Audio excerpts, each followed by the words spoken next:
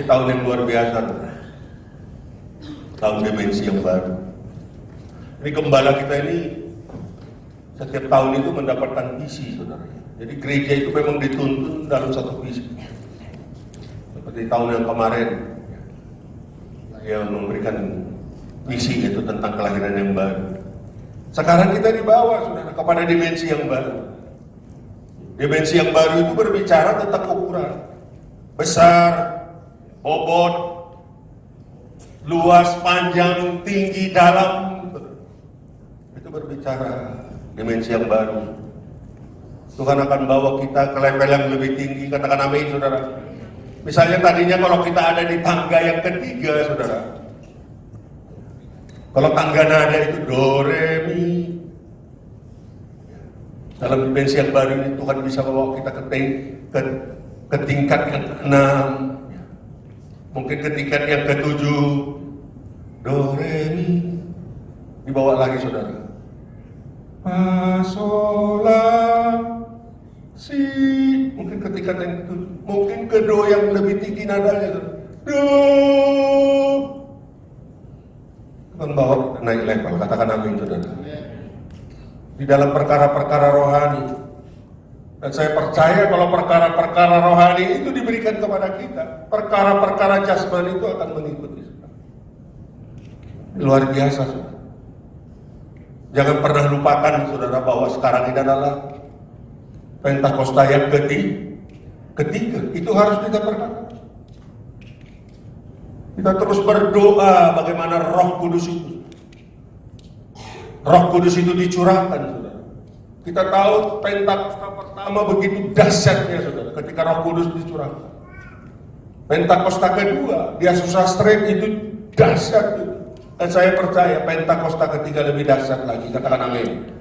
Hujan awal, hujan akhir itu akan disatukan.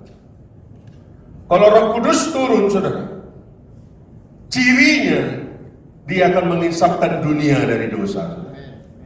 Bayangkan kalau Roh Kudus turun di Jawa Barat, di Indonesia, di kota Bandung, atau di kota-kota yang ada di seluruh Indonesia. Saya percaya Roh Kudus itu akan menginsafkan manusia dari dosa perbuatannya. Amin, saudara. Makanya ada tuayan yang besar yang terakhir sebelum kedatangan Yesus kali yang kedua. Itu memang semuanya nyambung, saudara. Apa yang telah disampaikan oleh gembala rohani kita. Dikatakan di dalam firman-Nya di dalam 2 Korintus 3 ayat 18, di mana kita akan dibawa kepada dimensi yang baru.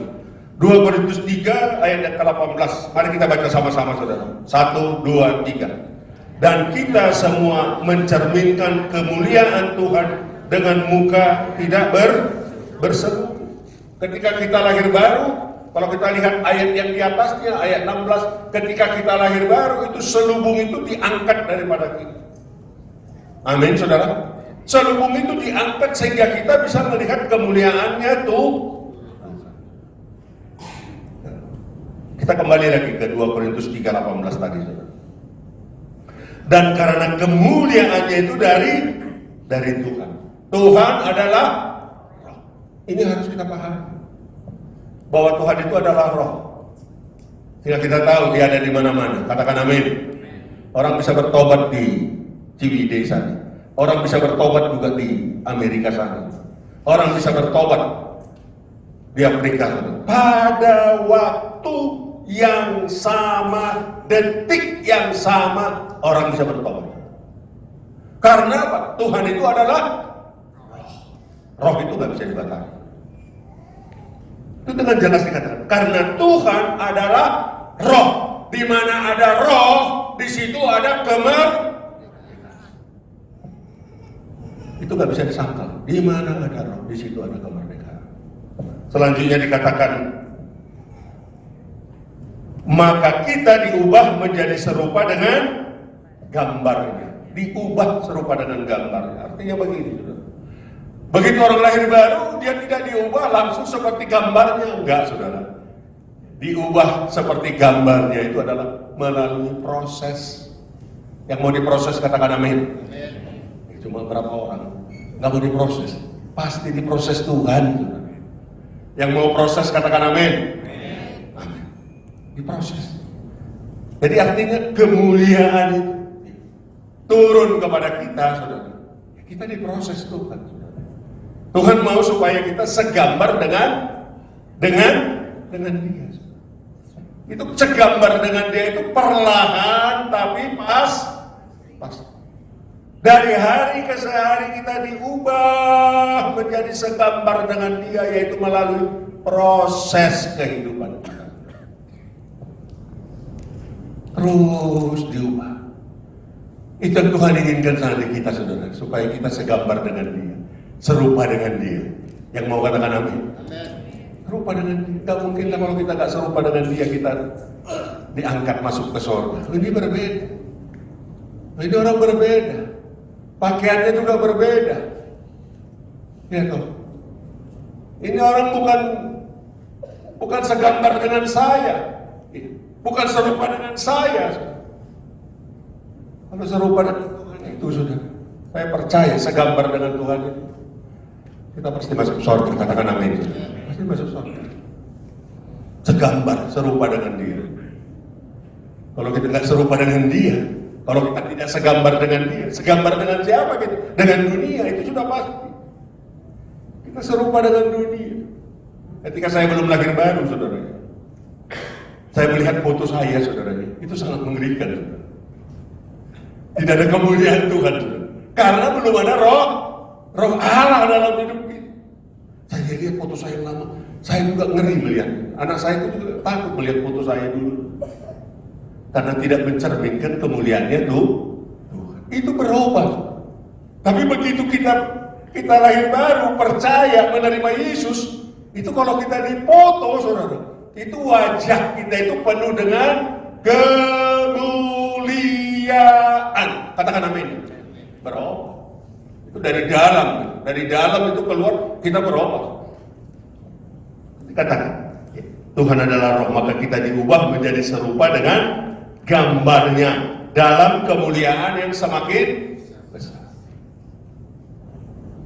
Dibawa dari satu kemuliaan kepada kemuliaan lebih besar lagi. Katakan amin, saudara.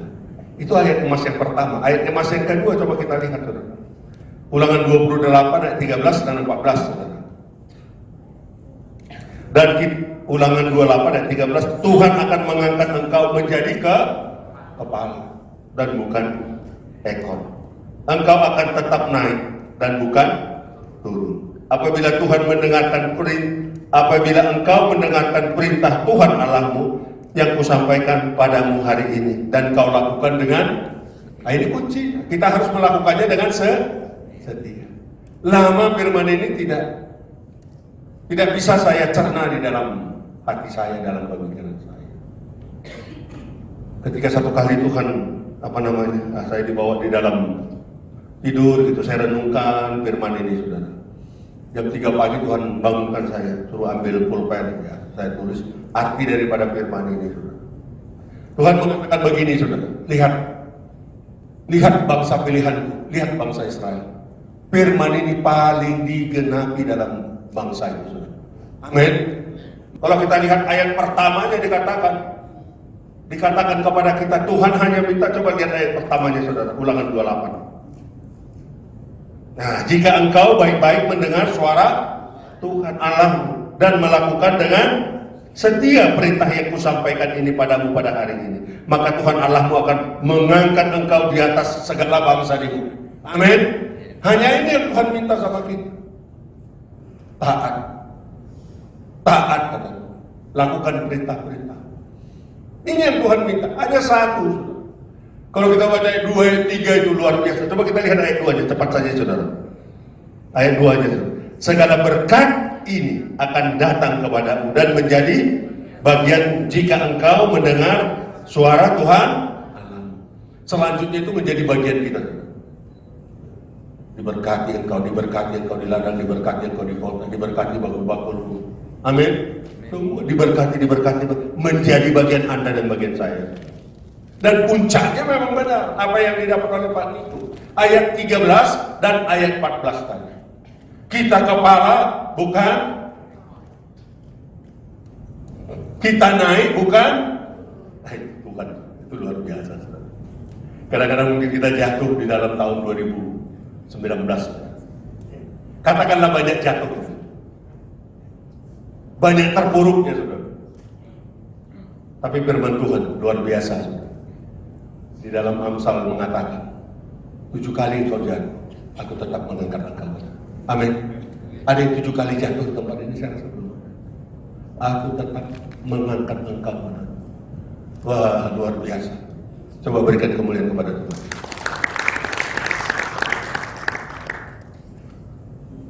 Ada 2 hal yang perlu saya sampaikan mengenai dimensi yang baru ini. Yang pertama, ya seperti pujian tadi. Kita harus jaga. Apa yang kita jaga, saudara? Yang jaga hati itu siapa, saudara? Bukan Tuhan. Jangan saudara bolak-balik. Kita yang menjaga hati kita. Coba kita baca firman-Nya. Di dalam Amsal 4 ayat 23. Karena kalau kita tidak menjaga hati, nggak mungkin Tuhan itu membawa kita ke dimensi yang baru, saudara. Kita baca sama-sama. 1, 2, 3.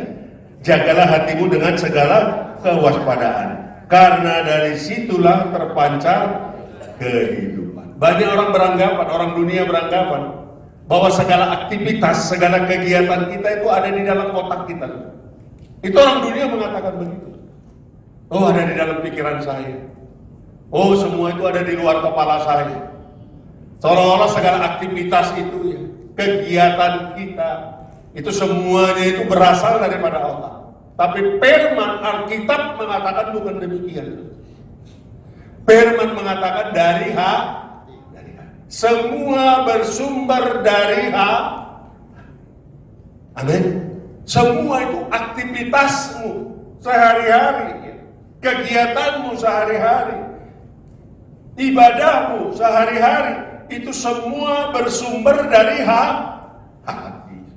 Dan Alkitab mengatakan begitu. Jagalah hatimu dengan segala kewaspadaan, karena dari situlah terpancar.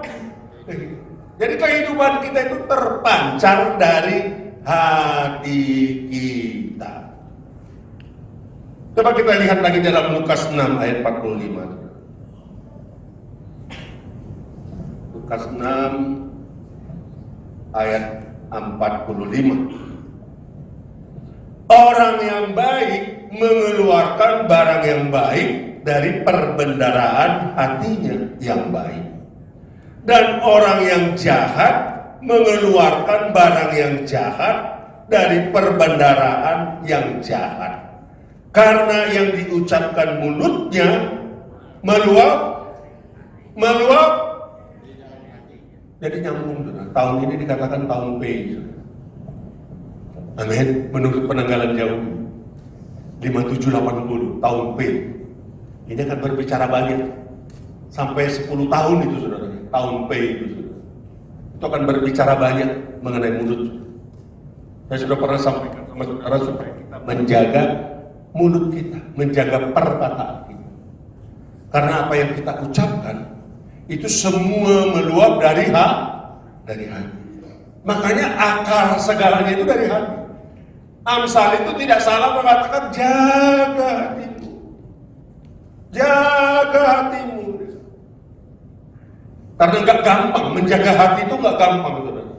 Daya tarik dunia, intrik-intrik dunia, orang-orang yang ada di lingkungan kita, itu banyak, saudara, yang membuat hati kita ini tidak tenang.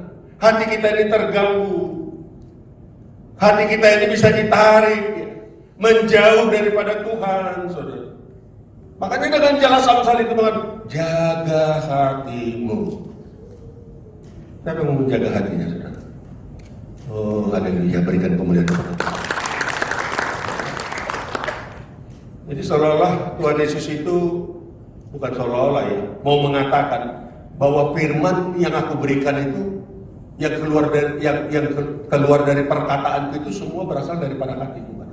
Kira-kira Tuhan mengatakan semua itu berasal daripada hatiku. Kelakuan yang baik hanya datang dari hati yang baik, saudara. Alangkah bodohnya kalau kita mengatakan ada pohon yang tidak baik akan menghasilkan buah yang baik. Nggak mungkin itu terjadi. Pohon yang baik akan menghasilkan buah yang baik. Pohon yang jelek, ya, pohon yang buruk, itu pasti menghasilkan buah yang buruk. Pasti buahnya buruk, saudara. Seperti mengharapkan perbuatan yang baik dari penjahat, itu nggak mungkin, saudara. Nggak mungkin mengharapkan perbuatan yang baik dari penjahat, saudara. Nah, itu nggak mungkin, saudara. Hanya orang yang perbendaharaan hatinya, ya, kaya dengan barang-barang yang baik, akan mengucapkan kata-kata yang baik. Katakan amin. Tergantung dari hati. Bagaimana sikap hati kita, saudara? Makanya saya katakan sama saudara, Tuhan itu sangat mengingini hati kita. Yang mau katakan amin. Dia sangat mengingini hati. Bukan harta kita, kedudukan kita, posisi kita. Dia tidak melihat rupa kita. No, saudara. Dia tidak melihat itu, saudara. Ada orang mukanya yang menyeramkan, menakutkan, tapi hatinya luar biasa. Makanya kita tidak bisa melihat orang itu dari rupanya, dari perkataannya. Kalau kamu mau mengenal seseorang dari perkataan, engkau berbicara saja. Berbicara kira-kira setengah jam, berbicara banyak, berbicara, engkau akan tahu hatinya. Amin, saudara. Tuhan itu sangat peduli dengan hatimu. Katakan amin, saudara. Itu yang dia rindukan, gak ada yang lain, saudara. Kayak seperti pujian tadi. Ku berikan hatiku. Amin, saudara. Ketika datang ke tempat ini, apa yang kita berikan, saudara? Hati. Hati, gak ada yang lain. Aku merindukan itu, kata Tuhan. Aku mengingini itu, kata Tuhan.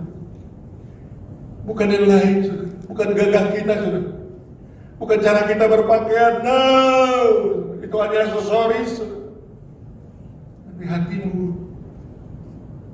Makanya Daud itu sangat dikasihi Tuhan. Bahkan dikatakan Daud itu adalah biji mata. Hati. Hatinya luar biasa. Apakah Daud tidak pernah berdosa? Oh, Daud berdosa. Tidak ada seorang manusia pun di dalam bumi ini, di dalam dunia ini yang tidak berdosa. Tapi ketika Daud berdosa, dia begitu gampang datang kepada Tuhan. Dia menangis di hadapan Tuhan ketika dia berdosa. Ampuni aku, ya Tuhan. Terlebih kepada dosa-dosa yang tidak aku sadari. Kalau kita baca Mazmur 51, ampuni aku, ya. Nah, itu Daud. Hatinya gampang sekali berbalik kepada Tuhan. Bagaimana dengan engkau? Kita tahu ketika kita lahir baru, aku sudah memberikan hati yang baru samamu. Aku telah memberikan roh yang baru samamu. Aku telah memberikan hati yang taat samamu. Apakah kita taat akan berita-berita? Amin, saudara. Ini menjadi perenungan kita, saudara. Kita akan dibawa ke dalam dimensi yang baru, saudara. Kita akan dibawa kepada dimensi yang lebih luar biasa lagi. Tuhan akan kita, saudara. Tuhan akan limpahkan perkara-perkara rohani yang dahsyat di dalam tahun 2017 ini. Bayangkan kita akan dibawa dari satu kemuliaan kepada kemuliaan yang lebih besar lagi. Wah, itu luar biasa. Kalau kita lihat firman-Nya lagi di dalam Yeremia 17 ayat ke-9, saudara. Yeremia 17 ayat ke-9. Berkata begini, saudara. Betapa liciknya hati. Lebih licik daripada segala sesuatu. Hatinya sudah membatu. Siapa yang dapat mengetahuinya? Hatinya sudah membatu. Kalau di dalam versi bahasa Inggrisnya, saudara, kalau hati yang membatu itu sudah gak bisa disembuhkan, sudah gak bisa dipulihkan.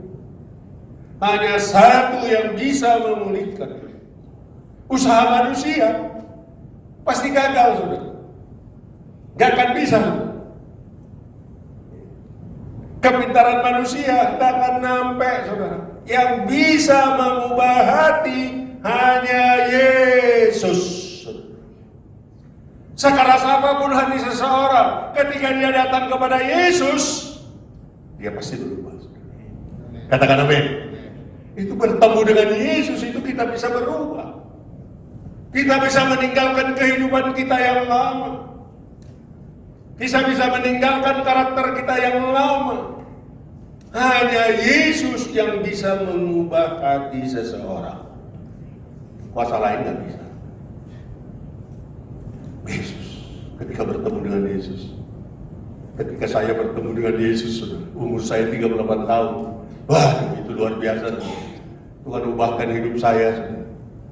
Hidup saya ini dulu brengsek.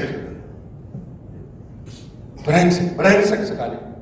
Memang hati orang yang belum lahir baru itu hatinya itu jahat di mata Tuhan. Orang yang udah lahir baru juga bisa jahat di mata Tuhan. Orang yang udah bertemu Yesus berulang-ulang kali bisa juga hatinya jahat karena pertobatannya tidak benar. Cek diri kita. Amin, saudara. Kita lihat Adam dan Hawa, saudara. Oh, dia bertemu Yesus, saudara, di Taman Firdaus bersama-sama dengan Allah. Berjalan kian kemari, saudara, untuk menikmati Taman Eden itu, saudara, yang telah diberikan Tuhan kepadanya. Sudah diberikan kuasa untuk binatang-binatang, untuk segala pohon, untuk segala apa yang tumbuh. Diberikan kuasa kepada mereka. Mungkin firman hanya 5 firman atau 6 firman yang masih keluar dari mulut Allah. Cuma mereka tidak taat. Hanya satu yang Tuhan Allah katakan sama mereka, jangan makan buah yang pengetahuan yang baik dan yang buruk itu. Dilanggar. Itulah manusia. Makanya firman tadi mengatakan hatinya licik. Licik dari segala sesuatu. Hatinya sudah membatu. Siapa yang dapat mengetahuinya? Kalau kita lihat dalam firman-Nya, Yesus melanjutkan firman-Nya. Coba kita lihat di dalam Matius 7 ayat 20 sampai 23.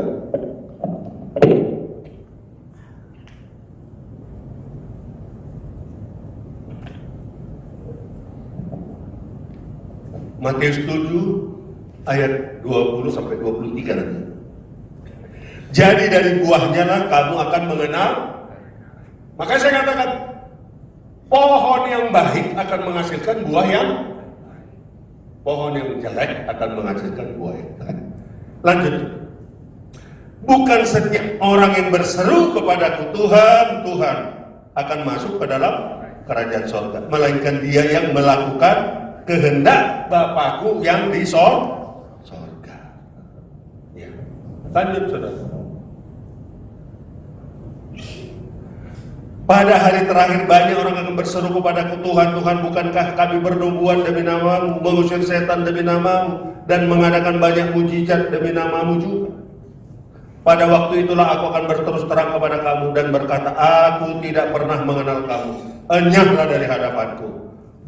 Kamu sekalian pembuat kejahatan. Coba kita lihat di dalam Markus 7.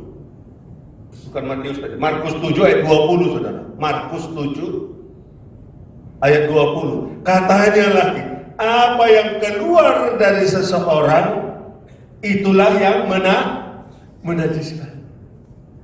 Apa yang keluar dari hati kita, ya, keperkataan kita, itu menajiskan kita. Selanjutnya dikatakan ayat 21, saudara.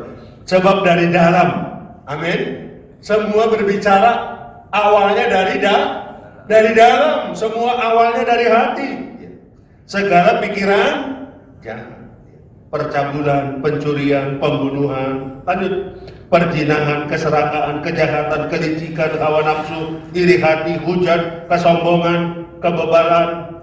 Semua hal-hal yang jahat timbul dari dalam hati yang menajiskan orang. Jadi Yesus kira-kira mau menyampaikan begini, saudara. Yesus memberi peringatan kepada kita bahwa hebatnya dosa dalam hati. Oh, nggak ada yang tahu. Nggak ada yang tahu hati kita, saudara. Orang lain, nggak tahu. Yang tahu itu hanya Tuhan dan Anda sendiri. Makanya jaga. Keluar dari tempat itu, jaga hati kita benar-benar.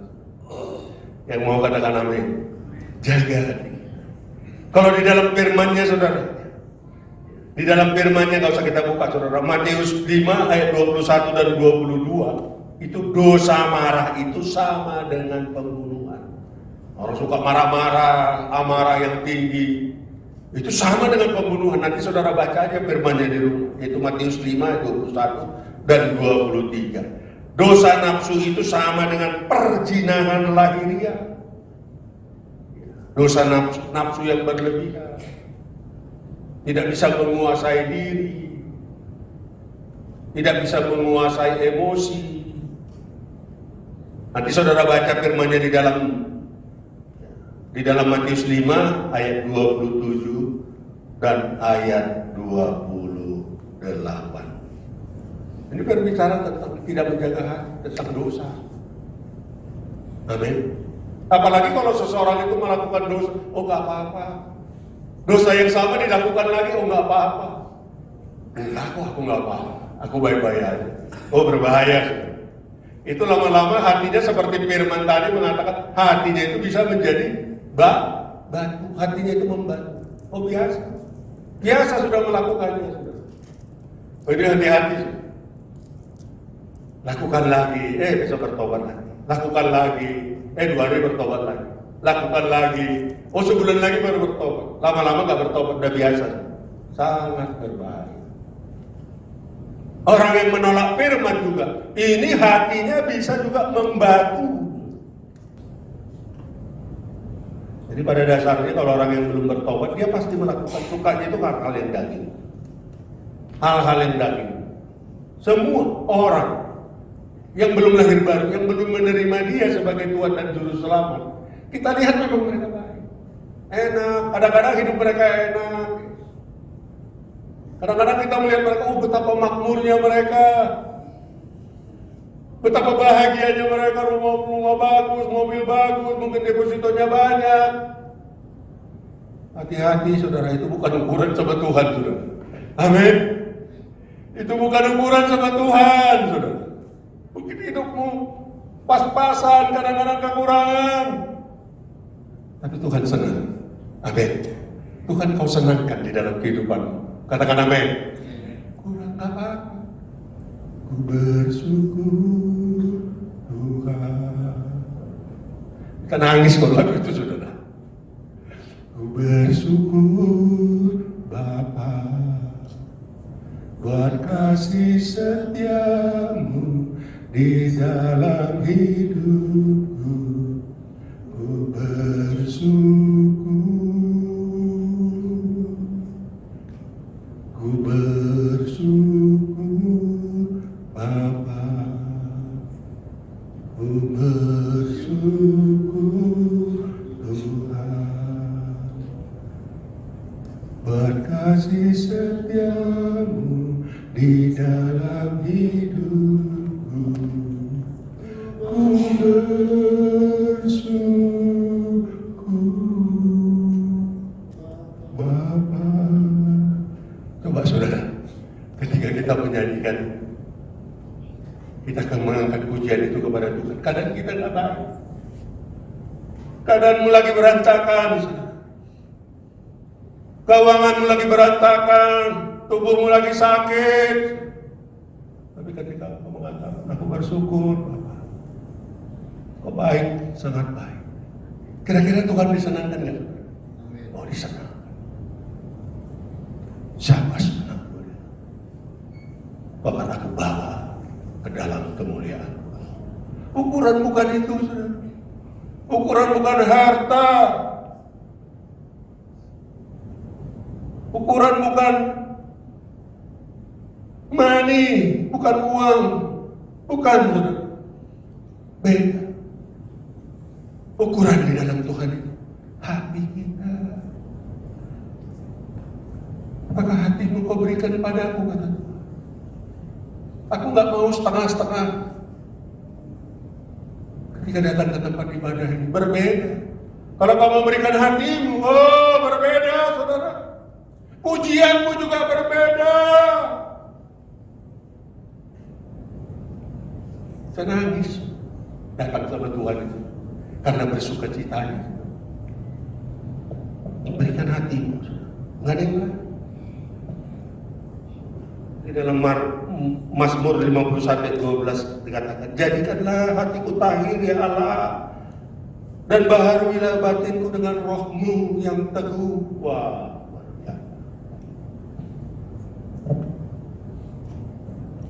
hanya Tuhan yang bisa barui hati kita. Katakan amin. Gak bisa usaha. Usaha manusia memperbaiki, mereparasi, menambal, itu manusia. Itu usaha manusia.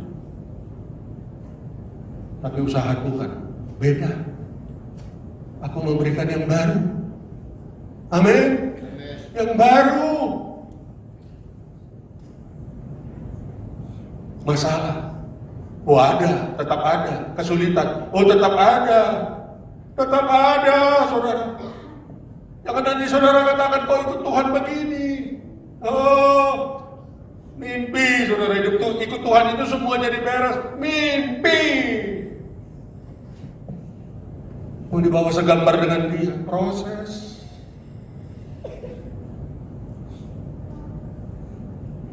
Di dalam Yehezkiel 11 ayat 19 mengatakan, aku akan memberikan mereka hati yang lain, roh yang baru di dalam batinnya. Juga aku akan menjadikan tubuh mereka hati yang, aku akan menjauhkan dari tubuh mereka hati yang keras, dan memberikan kepada mereka hati yang, jadi hati yang lembut. Kalau hati yang lembut itu Tuhan gampang bentuknya. Amin. Hati yang lembut itu gak mau melawan, gak mau memberontak, gak mau ngomel. Ketika dibentuk Tuhan, dia bersyukur, dia berterima kasih. Itu hati yang lembut.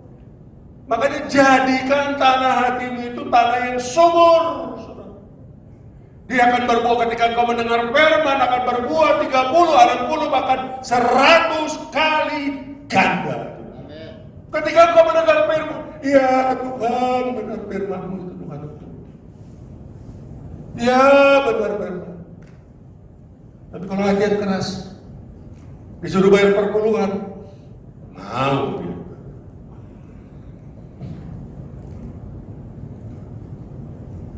Aku mengingini hatimu, kata Tuhan. Aku merindukan hatimu, kata Tuhan. Amin. Datang berdoa juga harus dari dalam hati. Dari dalam hati. Lihat Hana dalam perjanjian lama, saudara. Hana yang melahirkan Samuel, saudara. Nggak punya anak. Madunya ada anak. Dihina. Ketika Hana datang, sama Elkana suaminya itu datang ke bait Allah. Hana itu mulai berdoa, mulutnya paman kami. Datang Elia katanya mabuk katanya.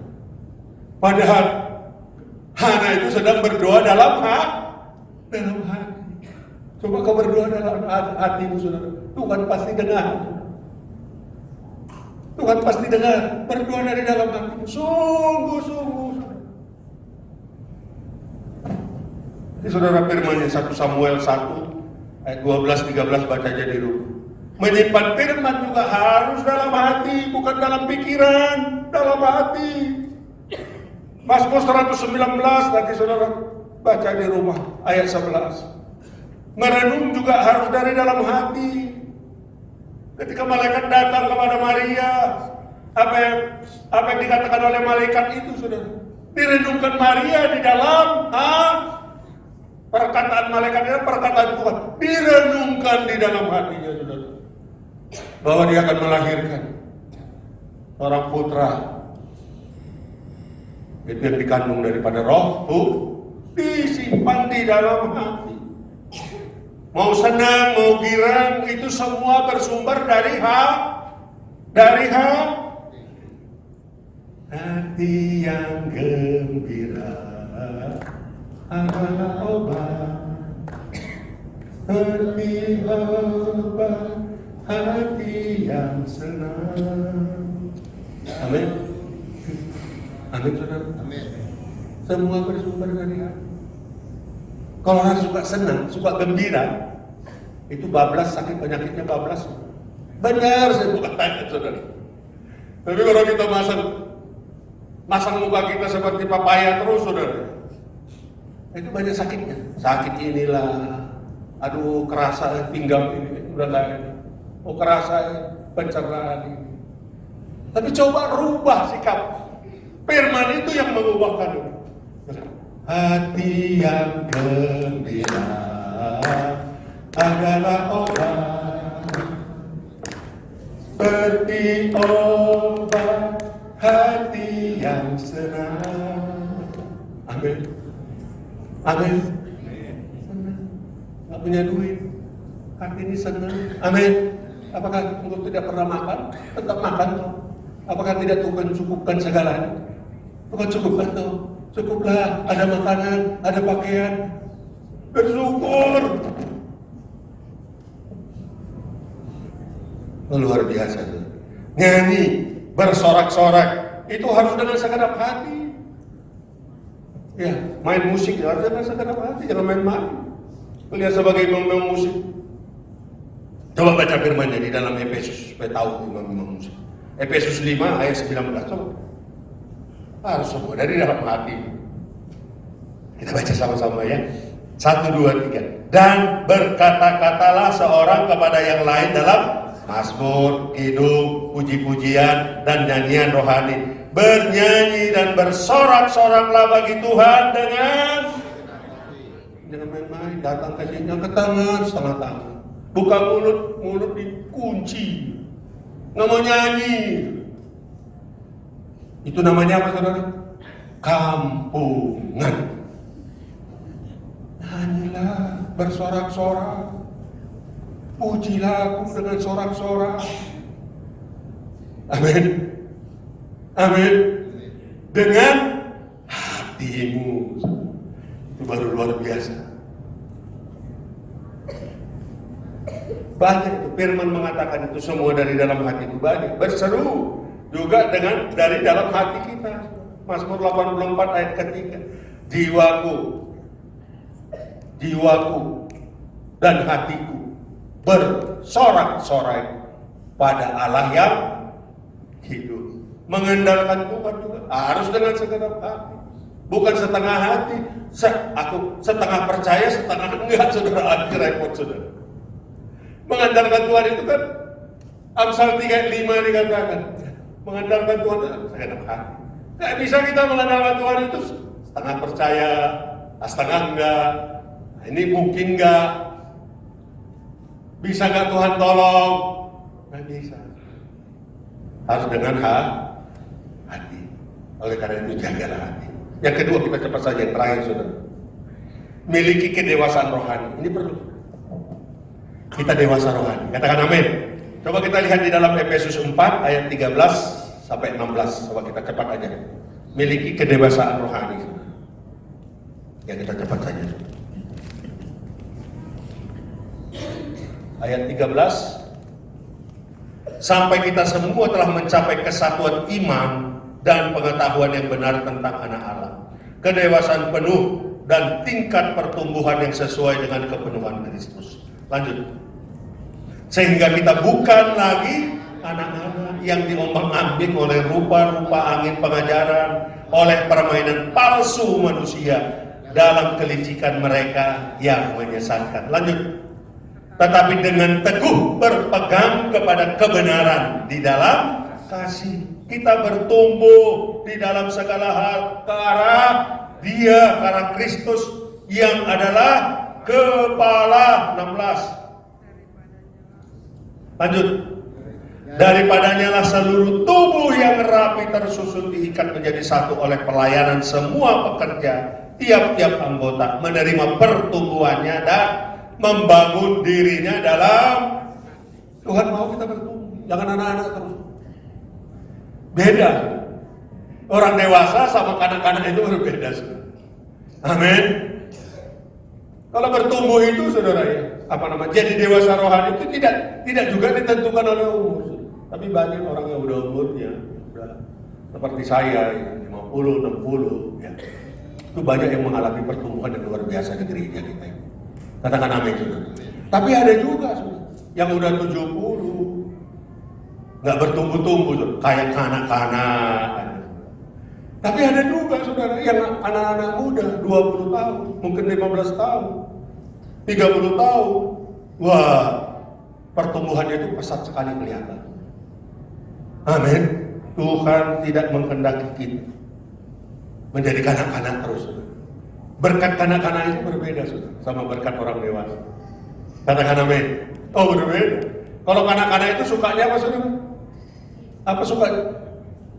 Halo, nggak ada orang ini. Apa suka anak-anak? Permen, anak-anak. Kanak-kanak kan begitu saudara. Kalau dikasih makanan keras saudara, wah dia berontak saudara. Dia protes langsung kepada Tuhan. Kok begini? Apalagi kalau dia dengar firman, kebenaran saudara. Wah, repot saudara. Ikut Tuhan itu harus menderita. Ikut Tuhan itu harus pikul salib. Ikut Tuhan itu harus menyangkal diri. Oh, dia nggak bisa terima saudara. Dia bisa terima kalau ikut Tuhan itu nggak diberkati. Ya memang diberkati sebenarnya. Tapi kan banyak hal-hal yang lain juga yang membuat kita supaya kita bertumbuh menjadi dewasa. Jadi orang-orang yang dewasa rohani itu kelihatan saudara. Kelihatan kemuliaan Tuhan ada dalam hidupnya. Kelihatan Kristus itu hidup di dalam hidupnya. Ya.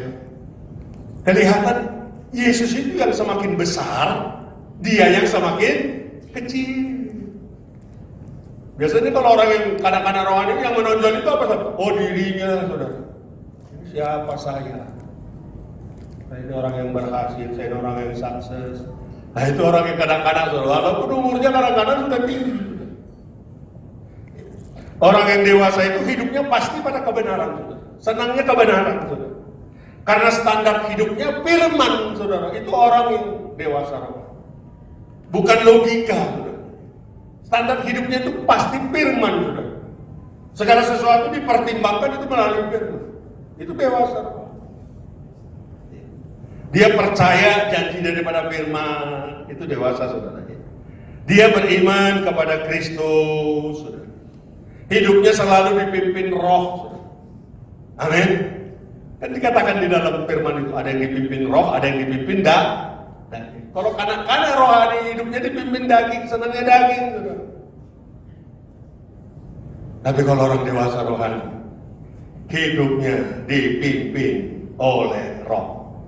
Di dalam 1 Korintus 3 ayat 1 dan 3 itu kan Paulus menegur jemaat yang di Korintus bahwa kamu ini masih anak-anak, kamu ini masih keduniawian. Yang kamu perlukan masih susu, dikatakan dong, bukan makanan keras. Saudara. Dikasih makanan keras kalau anak-anak rohani, wah parah saudara. Dia akan memberontak. Kadang-kadang dia bisa hilang dari gereja, hilang dari peredaran saudara. Dia bisa hilang dari kul saudara. Ayo. Kita harus dewasa rohani. Katakan amin. Dewasa. Orang dewasa yang itu. Amin. Dewasa rohani. Perlu kedewasaan rohani. Coba kita baca firman-Nya, saudara. Di dalam Ibrani 5 ayat 12.